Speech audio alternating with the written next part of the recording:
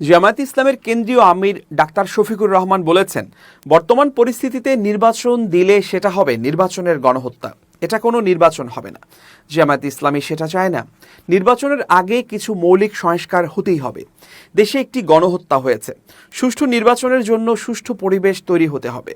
দেশের বর্তমান আইনশৃঙ্খলা পরিস্থিতি নিয়ে তিনি বলেন, স্বাধীনতার পর কোনো সরকারের সময় দেশের আইনশৃঙ্খলা কখনো খারাপ, কখনো কিছুটা ভালো ছিল, কিন্তু খুব ভালো কখনো ছিল না। সিলেট মহানগর জামায়াতের উদ্যোগে মেধাবী শিক্ষার্থীদের মাঝে শিক্ষা উপকরণ বিতরণ শেষে সাংবাদিকদের বিভিন্ন প্রশ্নের জবাবে ডাক্তার শফিকুর রহমান এসব কথা বলেন। সিলেটের শহীদ সুলেমান হলে মহানগর জামায়াতে ইসলামের মেধাবী শিক্ষার্থীদের মাঝে শিক্ষা উপকরণ বিতরণ অনুষ্ঠানে প্রধান অতিথির হিসেবে যোগ দেন বাংলাদেশ জামায়াতে ইসলামের আমির ডাক্তার শফিকুর রহমান।